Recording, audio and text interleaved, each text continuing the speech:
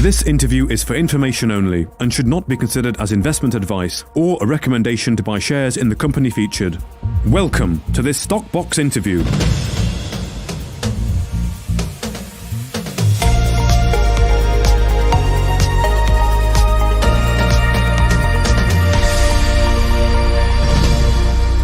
Hello and welcome to the Research Talks podcast here on Stockbox with Alan Green at the end of another week in mid-January. How are you, Alan?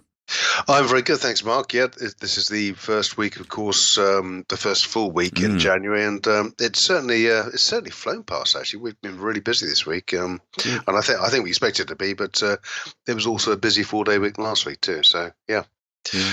All good, thanks. Good. So today you're going to talk to us about AEX Gold, which is listed on the Canadian Stock Exchange, I believe, and Poolbeg Pharma as well.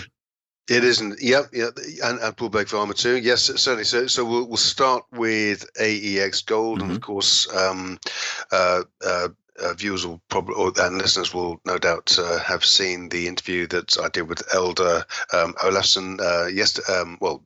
We published it yesterday, but we actually recorded late Wednesday afternoon, and it was a fascinating insight into what is a very well advanced mining and exploration operation in Greenland, and I think everyone says what a beautiful country Greenland is, but certainly if you go to the aexgold.com website, you'll see plenty of photographs and pictorial evidence of the beauty and the rugged landscape. But they have got a very strong portfolio of assets in Greenland. As you rightly say, Mark, the company is dual listed. It's listed on the TSXV. That's the Canadian Venture Exchange, and of course the AIM market in the UK. Epicode is AEXG.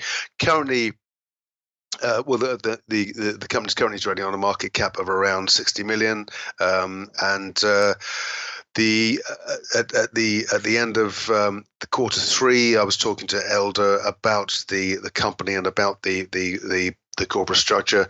They had at that point just under 38 million in cash, 38 million Canadian dollars, and absolutely no debt at all. And with the assets they have, it looks a very attractive investment proposition. So Greenland, of course, is this vast territory. It's even though it's halfway between. It's nearer actually to northern Canada than anywhere else. But the country is very much Scandinavian. It's very much part of the Scandinavian reach, which of course includes Iceland. Ironically, and probably sadly in many ways, because of the global warming and the melting of the ice, all of these, a huge amount of mineral assets that were hitherto encrusted within permafrost, within the ice, are of course now being revealed. Some of the projects there have been in existence for some time, but the company has a range of assets, 7 to 8 projects in total. The primary one, of course, is the Nalunaq project. The Nalunaq project is right on it's at the southern tip of Greenland, and along with the other projects, most of AEX Gold's projects are in that region. But this was a producing mine between 2004 and 2013, and produced approximately 350 ounces of gold. And on the AEX Gold website, there's a very good video which takes you through the terrain and how the mine is structured into the side of the mountain, and of course all of the facilities that go with it. And what you have with Nalunaq is an extremely advanced mine that has undergone some studies with halyard, and halyard have been employed by the company to develop the mine to the point where it's at a pre-feasibility level. And they produce a plant design that can basically produce up to 450 tons per day of ore for processing.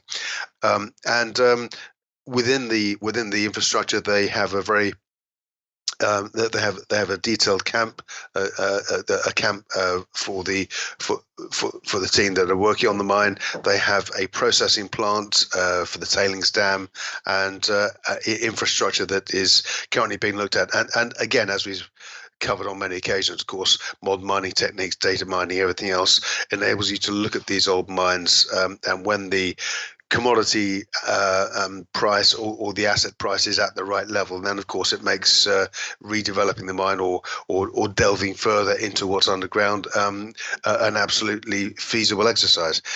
And of course this is what the Halyard study has been for at Nalunaq. But certainly the potential here is huge. There's all of the infrastructure is in place from the previous operators, and the company's got access to waste services,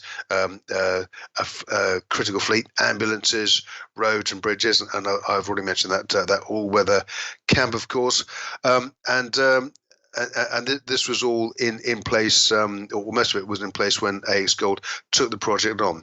So Elder founded the company in 2017, and he's been driving it very much at the forefront of the company.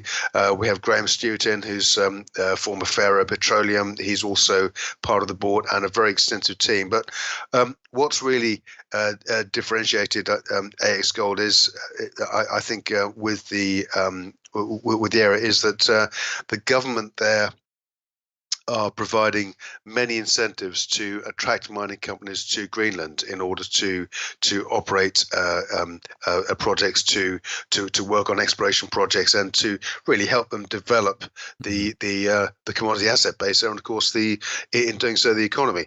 So there are many factors in place that helps companies there, and there's a responsible mining charter that's been produced by the government. AEX are adhering to that. They're using local wind and hydropower to power the Nalunaq mine, and of course this reduces environmental footprints and the impact on wildlife in the area.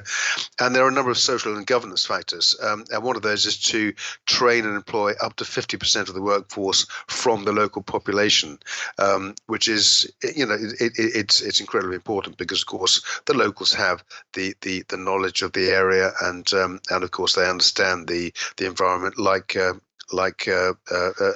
few others do.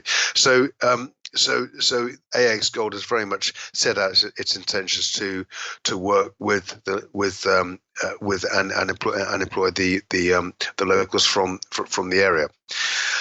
So the Nalunaq project, of course, is the key asset within the group.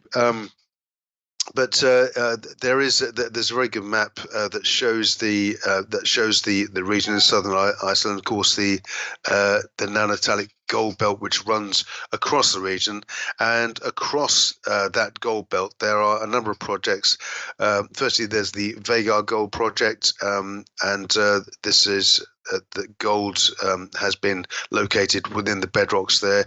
Historical data has located up to 12 grams per ton across the various locations at the Veigar project. There is the Tartok project, which covers the entire Tartok gold belt, and that's a huge area, some 248 square kilometers. And again, apart from gold, there are traces of silver, so up to 1,200 grams per silver has been sampled there, and also copper in the region too. There's then the Nalunaq project, which is 5 areas within I mentioned the Nanotalic gold belt, and this is the grab samples in the region have returned up to 175 grams per ton of gold, which is a pretty spectacular find, and also just under 4% copper within the test areas. We then have the Savra project, which is iron ore, copper and gold. Again, historical grades there. The Saka project, which is a platinum group metal project, which overlooks it's located within dike systems that actually overlook the Nalunaq mine. Samples have delivered up to 10 grams per ton previously. Then we have the Norian project, which is a graphite and sulfide rich environment. Samples taken from there have, of course, returned 10 to 14% in total graphite carbon content. So this is very important, and of course, this gives AEX Gold a battery metals dimension, as we know within the modern batteries that power EVs and other are included sort of within the clean technology umbrella.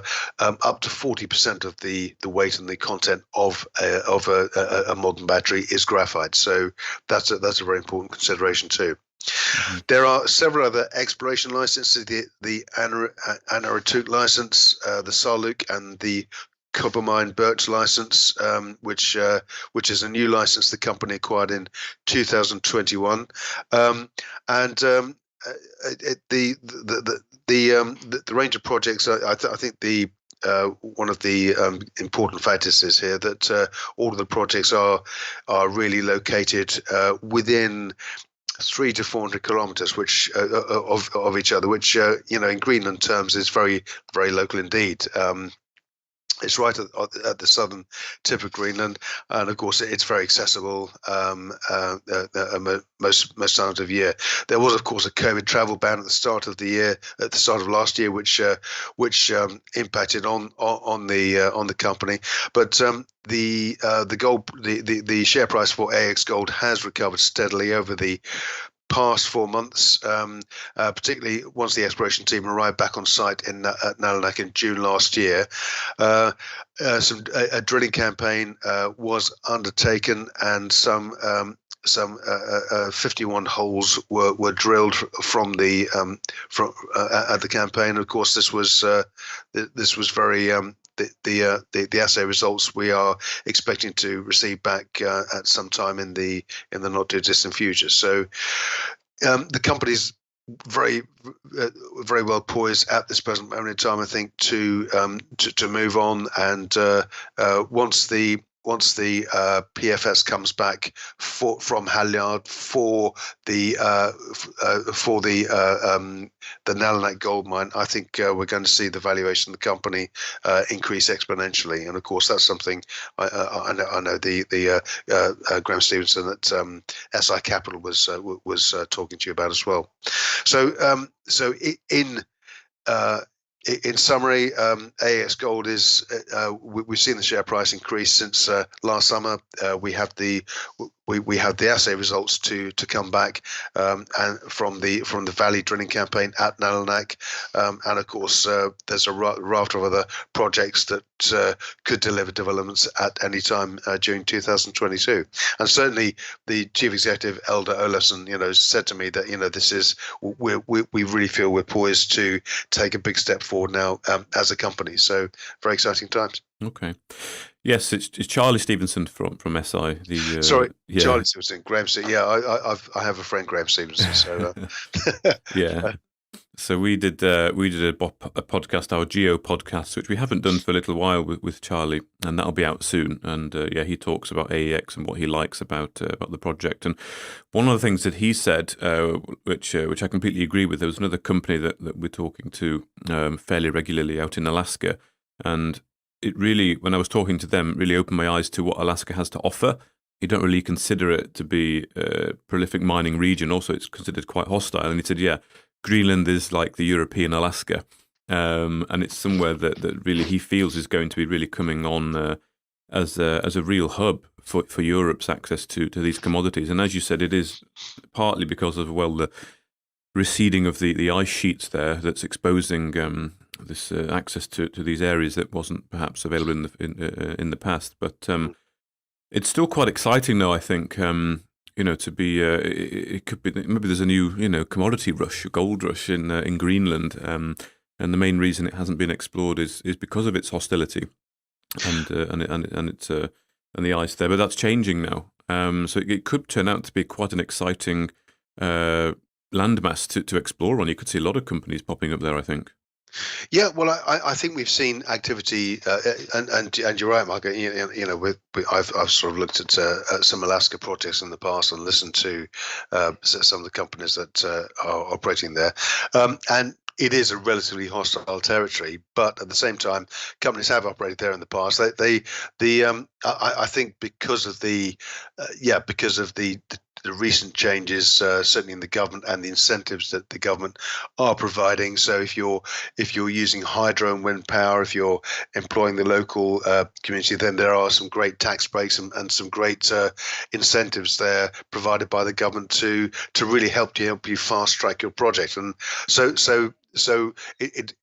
you're working also in an environment that not only is emerging as one of the great areas for mineral discoveries, but also you've got a government there that's actively helping you and holding your hand, in metaphorically speaking, to help take you down that road. So you arrive there with your equipment, your company, your funding, everything else. The government is going to bend over backwards to get you to where you want to be, and that's really good to know. So, but yeah, and certainly, Elder Olafsson, he's very eloquent in the way he articulates the investment case. But I'd urge anyone that wants to take a closer look at this to go to the AEX Gold website. There are some look at the corporate presentations on the website. They put a presentation out in December, which really brings you up to speed on the developments and, of course, all the drilling work that took place.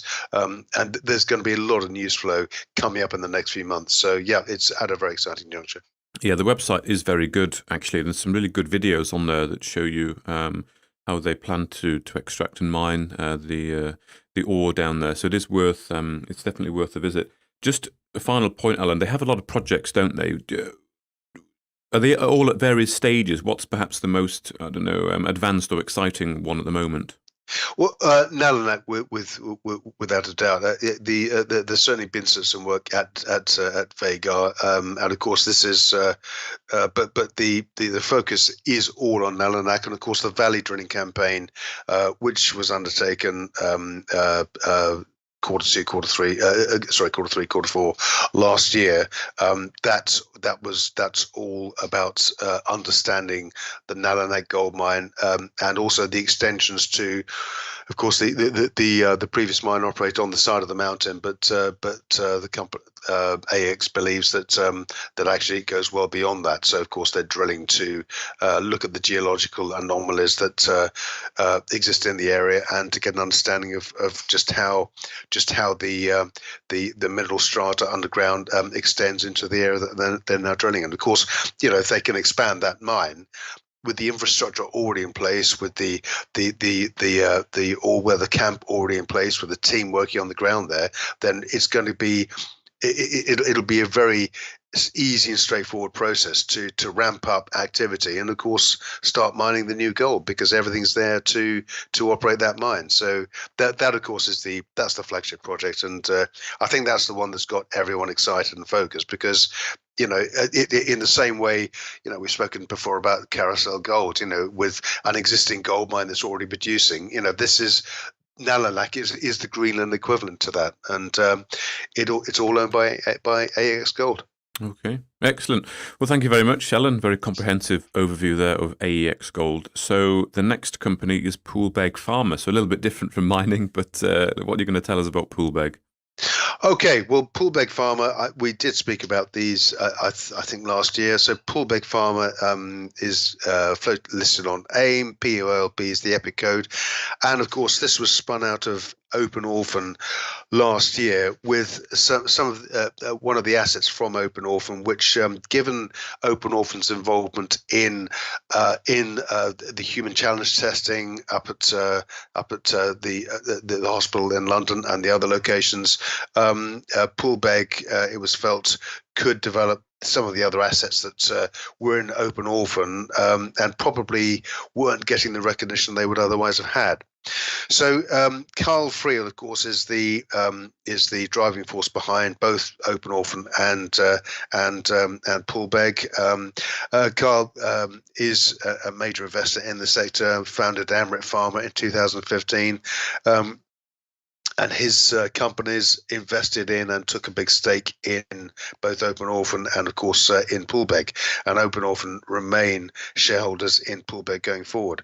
But Carl, to make this happen, Carl hired a fellow called Jeremy Skillington. And I interviewed both Carl and Jeremy last year. Jeremy's a biochemist.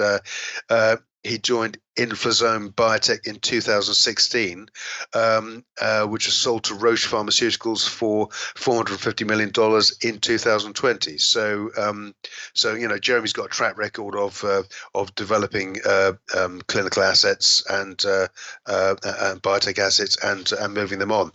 And the idea behind Poolbeg Pharma is very much the same. So the strategy is to develop a capital light model where 2 to 3 million is spent on each asset to develop it to phase 2, phase 3 level in terms of its evolution, and then once ready, it'll be licensed to a major pharmaceutical because of course the further down the road you get with these trials, they become very costly, and the development, the distribution, the preparation to take it to market, all of that is a very costly exercise. So Poolbeg will become, if you like, a conveyor belt of these assets to take them out to the bigger farmers, sell them on, and then of course keep a stake in the asset and benefit from the sales further down the road. But when it came to market, and of course the IPO took place in the middle of 2021, the company came to market at 10.75p, and it's currently trading at 9.25p. So there's been a bit of movement. It dipped down to 9p briefly in August. Went to a high of just under 13p in September, but since then it's just drifted, and we're just at the lower end of the scale on that. So when the company came to market, it took POLB 001, which is a treatment for severe flu and other diseases and potentially COVID via intravenous drip. So the best known treatment in the market is Tamiflu, and that has annual sales of 700 million, but it's only partly effective. But it's effective enough to generate that level of sales, there's a huge market here to sell into. So POLB 001 is the asset that the company is developing. But since coming to market, the company has undertaken several further partnerships. It announced an option with Meliovac, which is along with the University College of Dublin, to generate returns for investors, so it has an option agreement to license Meliovac going forward. There are the company announced a partnership with Anna Biotechnologies to develop an oral vaccine delivery program, and the partnership sort of allows Poolbeg to get exclusive access to Anna Bio's microencapsulation and nano encapsulation technologies, and it'll utilize that technology in conjunction with some of its own assets too.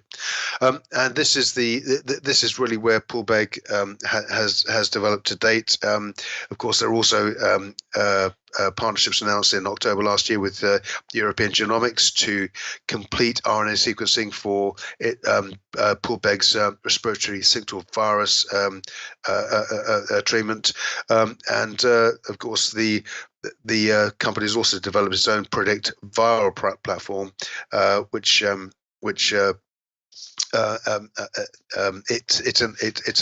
a platform that estimates disease severity and contagious levels of contagion in people affected with RSV.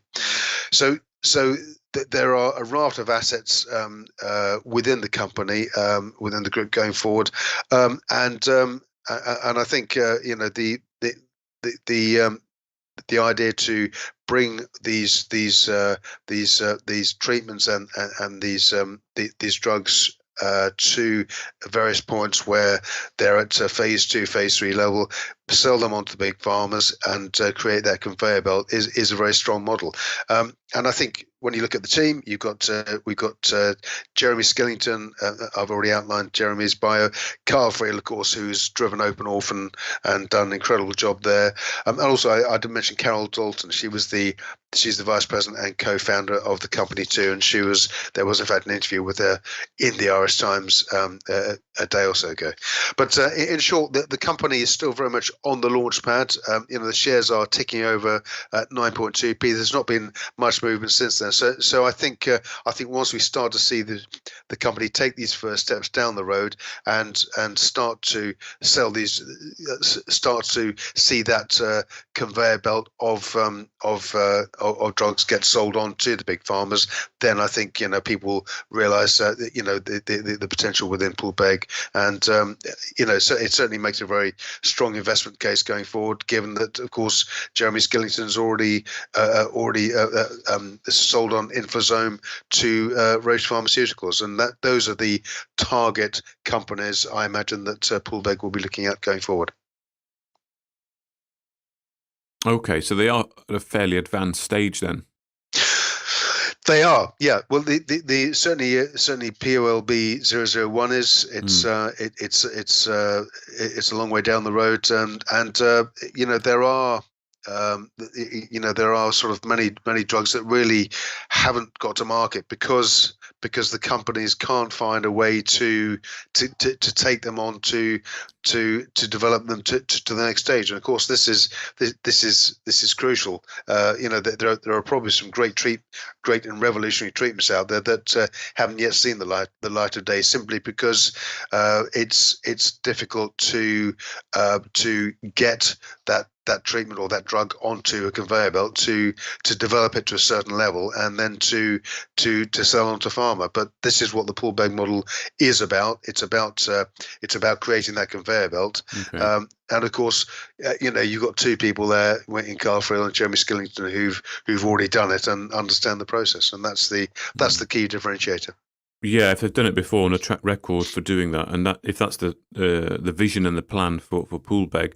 So it's not necessarily going to be that you might see in other pharmaceuticals where there are sort of trial results and suddenly you have this kind of moment and the value changes. You think it might be more of a build up as the market begins to recognise that they can do this?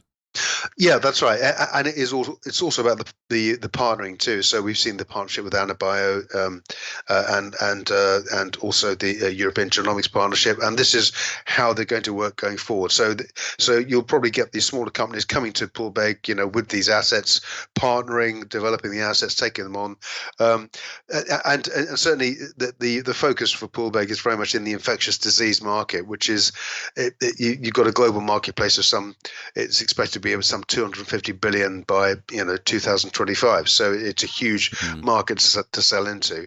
And interesting as well, just looking at some data here. Carl Friel, I mentioned, of course, is he's a big shareholder in everything that in both Open Orphan. He owns 7.2% of Poolbeg Pharma, and also Schroders Investment Management owned 4.5%. So that's it's good to see those names like that. Well, certainly Schroders get involved with the company at the IPO stage and retain their shareholding. Okay. So at 46 million market cap, you clearly feel there is some significant upside potentially to come. Very much so. Well, if you look at what happened to Open Orphan, Open Orphan had a similar market cap, and it's now in excess of 200 million. And these farmers can go insane, can't they? Oh well, they can, yeah. And the thing is, you'll see some dual listed farmers too, and the valuation on Nasdaq, compared to say an AIM valuation or a main market valuation, they can often be sort of double that, simply because investors in the US take a different view, and of course with the exposure to a much bigger market in the US, there's potential. I think the potential to sell on or achieve a higher valuation is considered the norm. So yeah, we've mentioned that a few times, haven't we? That difference of valuation. Maybe we should both move to New York, Alan. And yeah, or any company that comes to market. You should always, if there's a strong application or a compelling reason to sell into the US, then I think a US or dual listing has to be a consideration. We've seen it happen with so many companies. Yeah. Great. Well, thank you very much, Alan, for presenting the investment case there for both AEX Gold and Poolbeg Pharma. And I wish you a pleasant weekend, and we'll speak again soon. Thanks, Mark. Have a great weekend. If you enjoyed this interview, then give us a thumbs up, a like, or a retweet. Subscribe to us on YouTube or follow us on Twitter, and hit that notification bell to be the first to know when we release new content. There's loads of great content on our website too, across all our programs at stockboxmedia.com. Thank you for watching.